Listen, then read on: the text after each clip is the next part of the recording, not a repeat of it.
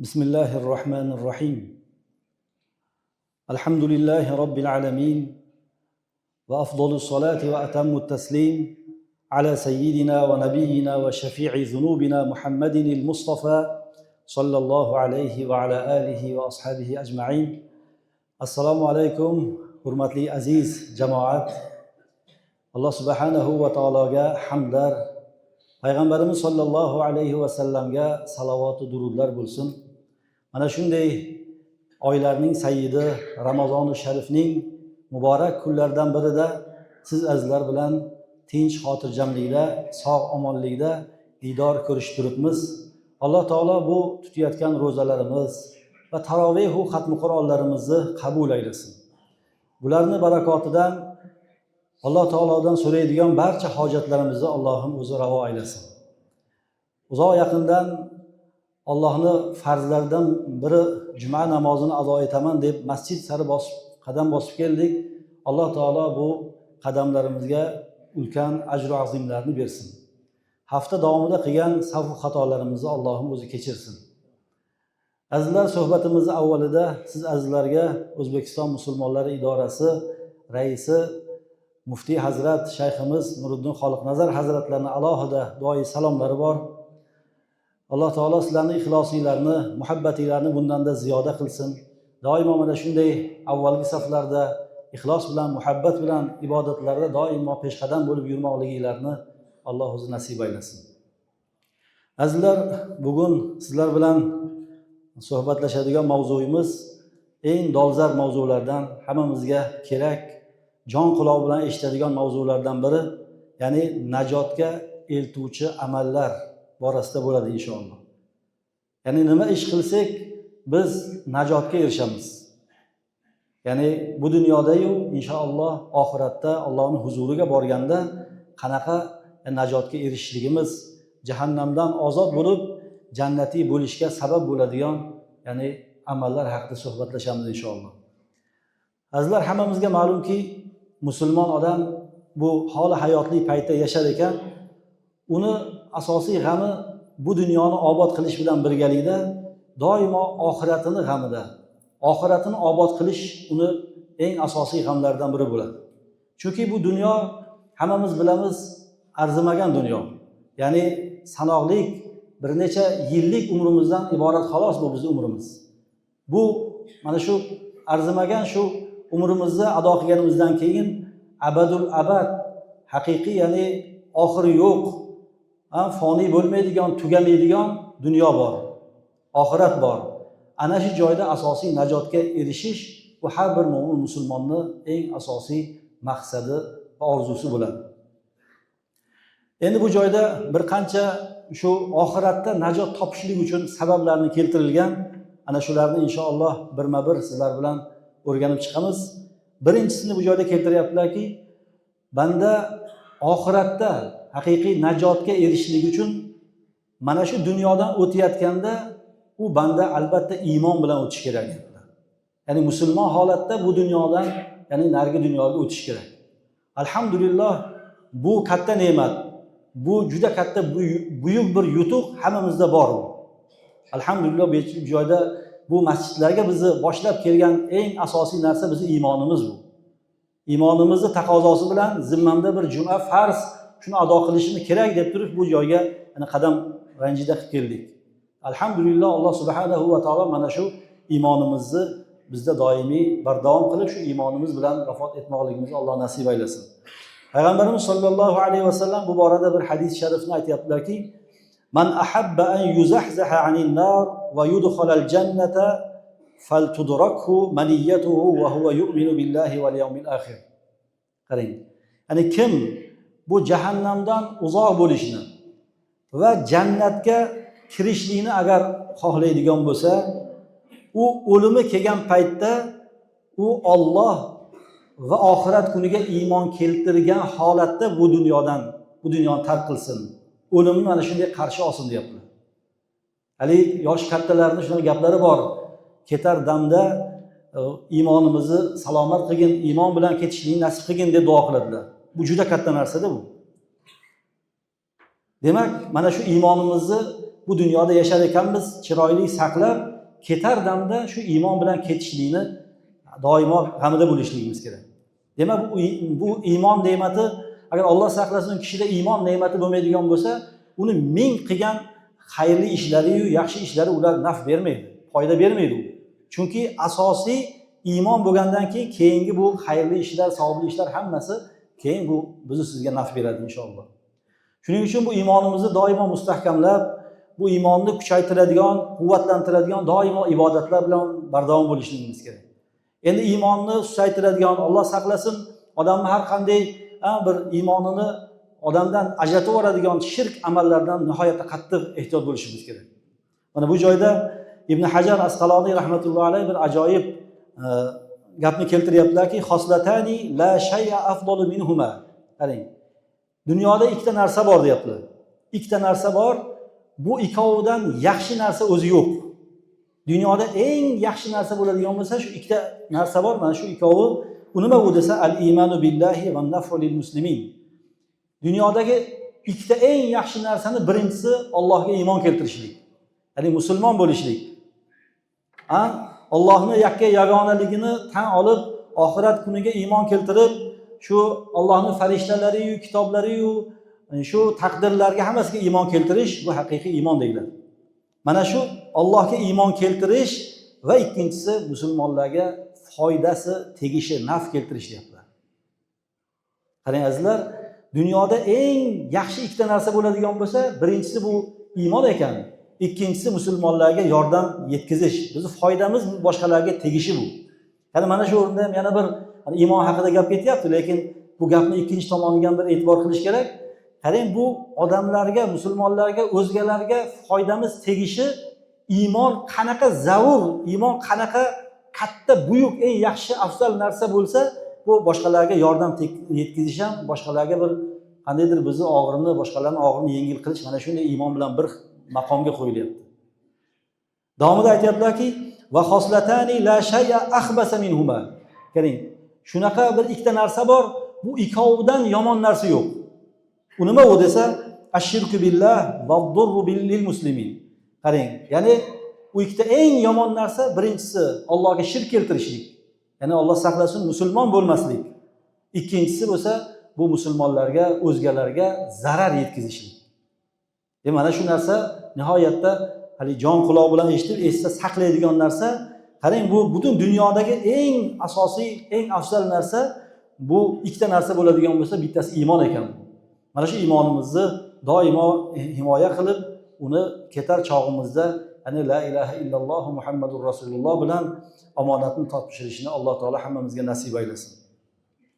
Azizlar, bizni najotga boshlaydigan narsalardan ikkinchisi bu joyda keltiryaptilar. Ya'ni ixlos bilan qilingan amallar. Yana bir amal qiladigan bo'lsak, bir savobli ish qiladigan bo'lsak, shuni ixlos bilan qilishligimiz bizni najotga eltadigan narsalardan biri ekan. Bu ixlosni hammamiz bilamiz. Bu ulamolarning ajoyib bu borada gaplari bor. Aytadilarki, ishtaratal ulama'u liqabulil a'mal shartayn. Qarang. Ulamolar bu shariatimizda amal qabul bo'lishligi uchun, shu qilgan xayrli ishimiz, bu xayri ehson bo'ladimi yoki ibodat bo'ladimi, savobli ishimiz qabul bo'lishligi uchun ikkita shart kerak deyaptilar. Ikkita shart topilish kerak. Bu shartlar qaysi desa, al-ixlos va mutaba'atun nabiy. Ya'ni birinchi shu qilayotgan xayrli ishimiz, savobli ishimiz qabul bo'lishligi uchun bu amalda ixlos bo'lish kerak. Ixlos nima u? Ya'ni faqatgina Alloh taoloning roziligi uchun savob umidida qilishimiz kerak.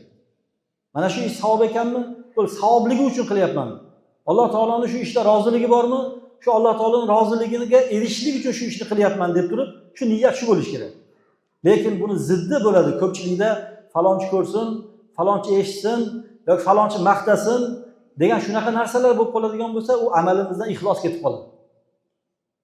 Demak, bu yerda aytayaptilarki, amal qabul bo'lishligi uchun ikkita narsa shart qilingan. Birinchisi ixlos, ikkinchisi payg'ambarimiz sollallohu alayhi vasallamga ergashish. Ya'ni amalni chiroyli, to'g'ri bajarish. Masalan, namoz nima bo'lsa buzilib qoladi, nima bo'lsa namozimizga nuqson yetadi. Shu molli namoz misol qiladigan bo'lsa, yo boshqa narsalar, Xullas, shuni chiroyli nima qilsak bu qabul bo'ladi-yu, nima qilsak buni savobi ketib qoladi. Shu narsadan yaxshi qonun qoidasini bilib shunga amal qiladigan bo'lsak, demak bu ixlos bilan amal qilgan bo'lar ekanmiz. Bu yerda Payg'ambarimiz sollallohu alayhi vasallam bir ajoyib nasihatlari bor. Hazrati Muoz ibn Jabal roziyallohu anhu ga aytadilarki: "Ya Muoz, akhlis amalak yakfika al-qalil." Qarang, ey Muoz deyaptilar. Siz qiladigan amalingizni ixlos bilan qiling. Ana shunda ozgina qilgan amalingiz ham sizga kifoya qiladi deyaptilar. Mana shu narsa azizlar nihoyatda muhim bu. Qarang, Payg'ambarimiz sollallohu alayhi vasallam ixlos bilan qilingan amal ozgina bo'lsa ham shu kifoya qiladi deyaptilar-da. Hali katta-katta amallarni qilsak-u, lekin unda ixlos bo'lmasa, unda haqiqiy bir savobni umidi bo'lmasa, yoki uni qandaydir qilayotganimizda xato to'g'riligiga qaramasdan u shu bo'lishim shu men shu namozda masalan falon narsalarni bilaman, u namozim to'g'ri bo'lyaptimi, noto'g'ri bo'lyaptimi deb unga ham qaramasdan shu hamma jamoatga boryaptim, men ham jamoatga borib kelsam shu bo'ladi deb u qilayotgan ibodatimizga agar e'tibor qilmasak, qaysidir suralarni bilmasmiz, qaysidir duolarni bilmasmiz namozda, yo nima bo'lsa ham bo'ldi, shu borim shu deb agar ibodatga shu qilayotgan amalimizga agar e'tibor qilmasdan shu amallarda bardavom bo'laveradigan bo'lsak, unda ham bu ibodatimizga nuqson yetib qoladi. Shuning uchun bu joyda Payg'ambarimiz sollallohu alayhi vasallam hammamizga, bu Hazrati Muoz roziyallohu anhu ga aytgan bu nasihat hammamizga bu nasihat. Ya'ni qiladigan amalimiz agar ixlos bo'ladigan bo'lsa, xolislik bo'ladigan bo'lsa, inshaalloh uni ozginasi ham bizga kifoya qilar ekan. Lekin ming afsus, ko'cha-ko'yda mana yurganimizda yoki bir ba'zilar masala so'raydi, umuman o'zi qaysidir katta-katta ibodatlar bor, savobli amallari bor, xayr ehsonlari borda, uni bizga aytishi hojati yo'q. Lekin domla deydi, bugun shu tahajjudga turuvdim deb turib, hali tahajjudga turganligini biroz gapni chekkasiga qistirib o'tib ketadi. Yoki gapini bir chekkasiga shunday falonchilarga xayr ehson qiluvdik, falon qiluvdik, falon qiluvdik deb turib, asosiy maqsadiga keyin o'tadi. Bu narsalarni yashirish kerak. Buni birovga aytmaslik kerak.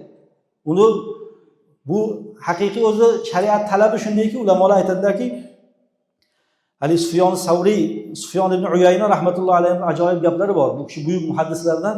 Qarang. Uktum hasanatak ashadda mimma taktum sayyiatak deyaptilar. Ya'ni siz deyaptilar, gunohlaringizni qanaqa yashirasiz? Qilgan gunohlarni qanaqa siz odam o'zi har bir odam bilib bilmasdan qandaydir bir gunoh qilib qo'yadigan bo'lsa, qanaqa gunohlarni yashiradi? Allohim bu gunoh qilib qo'ydim, o'zing kechirgin, birov ko'rmadimikin degan odamda qo'rquv bo'ladi har bir odamda.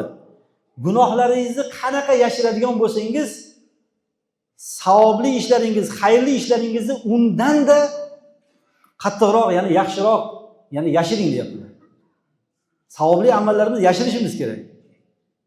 Bu joyda faqatgina ruxsat berilgan joylari bor.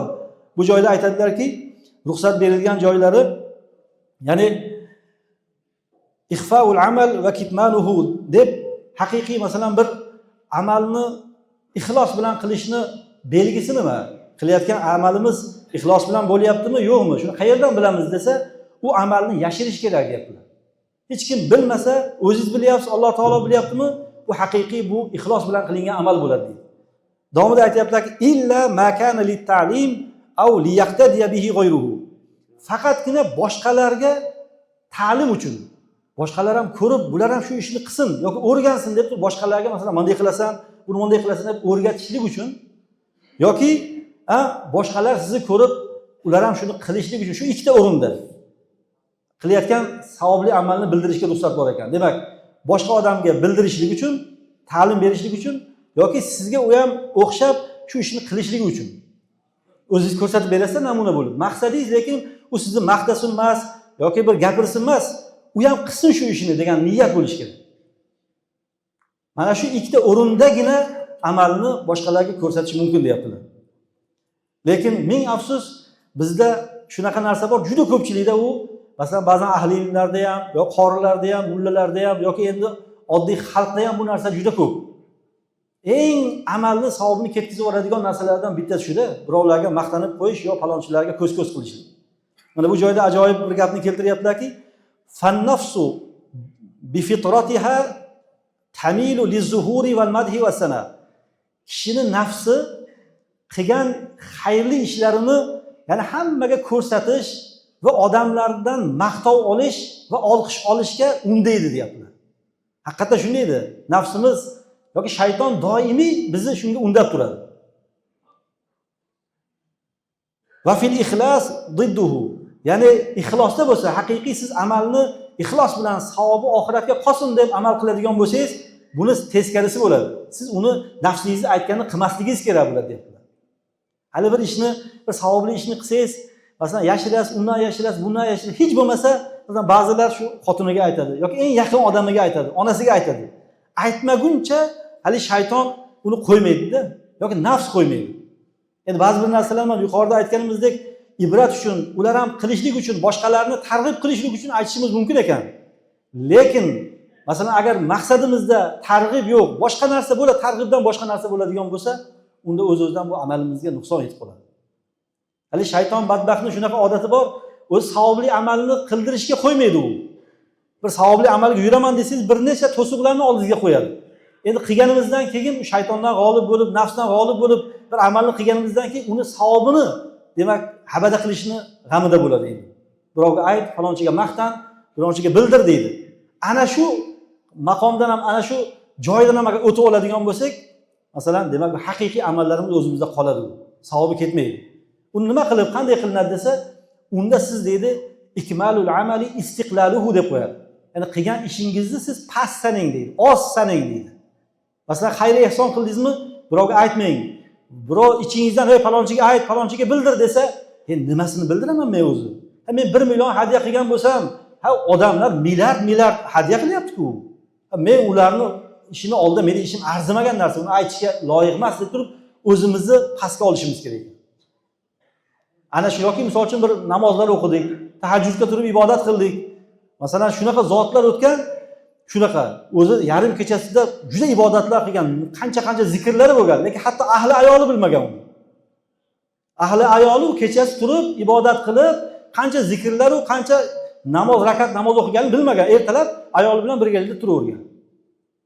Mana shunday yashirishimiz kerak. Ana shunda inshaalloh bu amallarimiz bizga haqiqiy najot bo'ladigan, qiyomatda bizga najot beradigan, bizni jahannamdan parda bo'lib, ya'ni jannatga kirgizishga sabab bo'ladigan vosita bo'ladi inshaalloh. Azizlar, yana bir bizga najot topishimizga sabab bo'ladigan narsalardan bittasi bu joyda duo qilish. Ya'ni Alloh taolo doim o'zimizni hojatlarimizni so'rab, ya'ni Allohga doimo iltijo qilib turishligini keltiryaptilar. Chunki biz bandamiz azizlar, Alloh taolodan so'raydigan narsalarimiz juda ham ko'p. Juda ham ojiz bandamiz. Doimo Allohdan bir narsalarni so'rab turmasak, biz Alloh saqlasin, yo adashib qolamiz yoki juda qiynalib qolamiz. Qolaversa, Alloh subhanahu va taolo Qur'oni Karimda shunday marhamat qiladi: "Astag'iz billah, ud'uni astajib lakum." Duo qilinglar, men duoinglarni ijobat qilaman degan. Bu duo qilishlik, bu Alloh taoloning oyatiga va payg'ambarimiz sollallohu alayhi vasallam hadislariga amal qilish bu. Masalan, duoga ba'zan biroz e'tibor bermaymiz-ku. Duoni mana hadislarda keladi, duo bu ibodat deydilar. Shu ikkita qo'lni ko'tarib, Allohdan bir narsa so'rashni boshladikmi, shu ikkita qo'lni tushirgunimizgacha biz ibodatda turgan bo'lamiz. Bu oddiy bir ba'zilarga bir odatga o'xshab qolgan. Bu duo ibodat. Masalan, namozga shunday kirib Allohu akbar deb quloq qoqib salom bergunimizgacha ibodatda bo'lamizmi?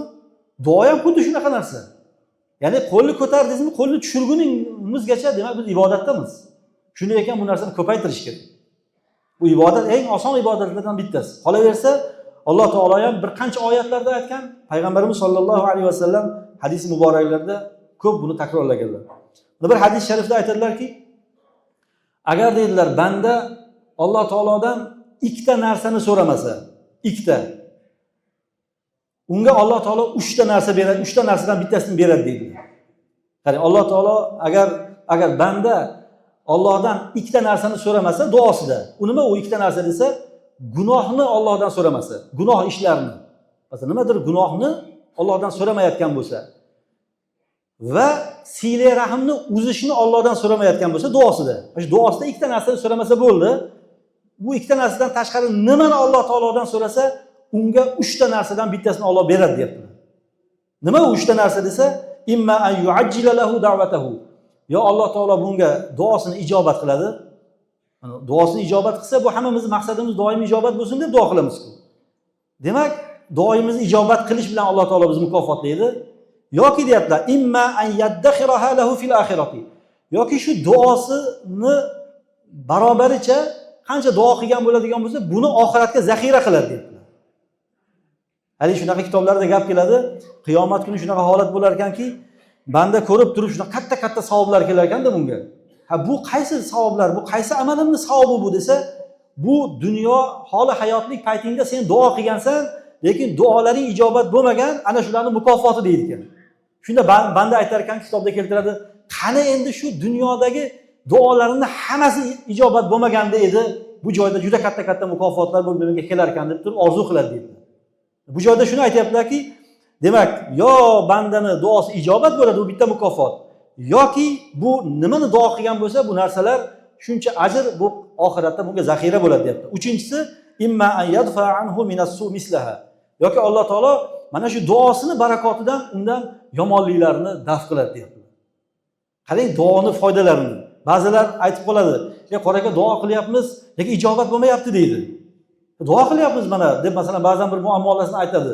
Duo qiling, mana ertalab saharlikda qiling, iftorda qiling, duolar ijobat, tahajjudga turganda duo qiling desangiz, duo qilyapmiz, ijobat bo'lmayapti, nima qilaylik deydi. Bu duo ijobat bo'lmasa ham katta bizga bu baxt ekan bu. Duo ijobat bo'lsa nur ustiga nur, lekin ijobat bo'lmasa ham bu biz yutqizmas ekanmizda. Alloh taolo buni bizga oxiratda zaxira qilar ekan. Bu joyda bir bayt keltiryaptilarki, yak duo korha kunadgoha say satsola nimi onrona kunat deb qo'yaptilar. Ya'ni bir duo shunaqa ishlarni qilaveradiki, bir duo shunaqa katta ishlarni qiladiki, 100 yillik say harakat, 100 yillik mehnat u duo qilgan ishni yarmini qila olmaydi deyaptilar. Demak, bu duo katta narsa. Bekorga ibodat demayaptilar. Qolaversa mana ayni hozir duolar ijobat bo'ladigan oyda turibmiz. Mana iftorlik paytdagi duolar ijobat, buni ko'p eshitgansizlar. Saharlik paytdagi duolar ijobat, Allohdan yig'lab so'rab olish kerak. 1 yillik hojatlarimizni so'rab olish kerak. Keyin bunaqa duolar ijobat bo'ladigan Ramazonga Alloh taolo iloyim hammamizni yetkizsin-u, lekin keyingi Ramazongacha kim bor, kim yo'q Alloh biladi endi. Bu Ramazonni g'animat bilib, o ko'plab Ramazonlarga Alloh yetkazishini Allohdan so'rab, ya'ni hamma hojatlar bu dunyoda kerak bo'ladigan-yu va oxiratda bizga kerak bo'ladigan hamma narsani Allohdan so'rab olishimiz kerak. Hali bir kecha kuni bir domlamiz aytayaptilarki, bir narsaga e'tibor qilish kerak dedilar. Shu masalan, saharlikka turyapmiz. Saharlikka odatdagi turishdan bir 10-15 minut, bir 20 minut oldinroq turib, saharlik vaqtida masalan hamma dasturxonga o'tirishdan oldinroq bir 20 minut oldinroq turasizda, tahorat qilib, kamida 2 rakat, bo'lmasam bir 4 rakat yoki 6 rakat shu namoz o'qib Allohdan so'raladigan bo'lsa, haqiqiy Alloh taolo mana hadislarda ko'p keladi, bandam nimani so'rasang men beraman. Bir tavba qilguvchi bormi, tavbasini qabul qilaman, yoki istig'for aytadigan bormi, uni istig'forni qabul qilaman, yoki hojati bor odam bormi, men uni hojatini ravo qilaman deydigan holat bo'ladi deydi. Ana shu fursatlardan foydalana olishimiz kerak. Bu duolar ijobat bo'ladigan mavsumlar bir pasda o'tib ketib qolgandan keyin afsuslanib qolamiz. Yana bir najotga bizni olib boradigan narsalardan biri bu joyda keltiryaptilar. Payg'ambarimiz sollallohu alayhi va sallamning vasiyatlariga amal qilish. Payg'ambarimiz sollallohu alayhi va sallam aytgan, biz sizga aytilgan nasihatlarga amal qilish. Bir Uqba ibn Omir roziyallohu anhu Payg'ambarimiz sollallohu alayhi va sallamga savol berib aytgan ekanlarki, "Ya Rasululloh, najot nimada o'zi? Nima qilsam najot topaman men? Najot nimada?" deb Rasulullohdan so'ralganda, Rasululloh aytayaptilarki, "Amsik alayka lisanak." Ya'ni tilingizni tiying deyaptilar. Qarang, najot qayerda? Men nima qilsam najot topaman desa, bu Rasulullohning javoblari ikki dunyoga ham tegishli bo'laveradi. O'z-o'zidan bu dunyodagi najot ham, oxiratdagi najot ham. Mana tilingizni tiying deyaptilar. Davomida val yasaka baytuk. Uyingiz sizni sig'dirsin. Uyingizga kirganingizda bir bemalol, rohat farog'at qilib uyingizda bemalol o'tiring. Ba'zi odamlar bor, uyga sig'maydi. Alloh saqlasin, uydan tez bir chiqib ketishni harakatini qiladi.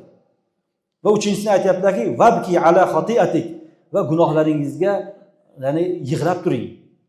Hammamizda gunohlar bor. Mana yuqorida aytganimizdek saharlikda biroz oldinroq turib, shu nafil namozlarni o'qib, Allohga bir yig'lab agar duo qilinadigan bo'lsa, maşalloh, u o'zi duo ijobat bo'ladigan payt. Agar u ko'zlardan yosh chiqib agar duo qilinadigan bo'lsa, bu duolar inshaalloh shak shubhasiz ijobat bo'ladi.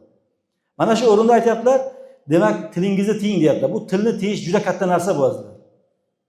Bu tilni tiyadigan bo'lsak, yana bu yerda asosan tilni nimadan tiyish kerak? Ya'ni lag'u, behuda narsalardan, gunoh gaplardan, g'iybatlardan, bo'xtonlardan, yolg'onlardan, til bilan nima masalan gunohlar sodir qilinadi? Shulardan tilni tiyish kerak deyapti. O'zi mana oyatlarda ham keladi. Nima gapiradigan bo'lsa banda, uni hozir nozir farishtalar yozib turadi u narsalarni deydi. Keyin mana nasihatlarning ikkinchisida uyingizga sig'ing, ya'ni uyingiz sizni sig'dirsin deyapti. Masalan, endi bu ko'pchilik farzandi bilan zo'r bo'ladi. Lekin shu uyiga sig'may qolayotganlar, ba'zilari shu ko'pincha ahli ayoli bilan qandaydir o'rtasida biroz murosa bo'lmasa, shu uyda turish qiyin bo'lib qoladi odam.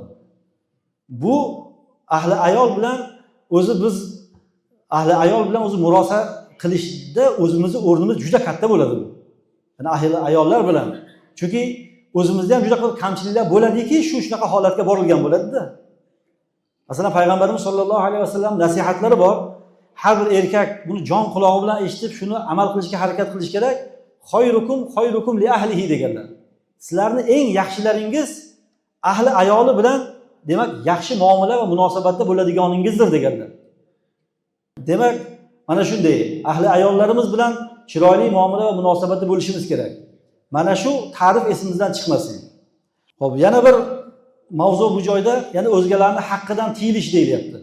O'zgalarning haqqidan tiyilish, ya'ni buni hammamiz bilamiz. Ya'ni o'zgalarga masalan tilimiz bilanmi yoki zulm qilganmizmi, shunda albatta tiyilishimiz kerak bo'ladi. O'zgalarning haqqi bormi yoki boshqa narsalar bormi, demak albatta tiyilish kerak. Mana bu joyda aynan shu hozir bu akamiz taklif qilgan narsa joyiga kelyapti o'zi. Duo haqida gapirdik. Bu boshqa narsalar haqida gapirdik. Hali yuqorida aytdik, shunaqa nima hojatimiz bor, nima narsalarimiz bor, buni albatta Allohdan duo ijobat bo'ladigan paytda so'rashimiz kerak. Mana bu joyda keltiryaptilarki, alohida mana hozir alhamdulillah bizning yurtimiz tinch, Ramazonni chiroyli o'tkazyapmiz, tarovehlar, ro'zalarimiz vaqtida bo'lyapti, lekin dunyoda holat yaxshi emas.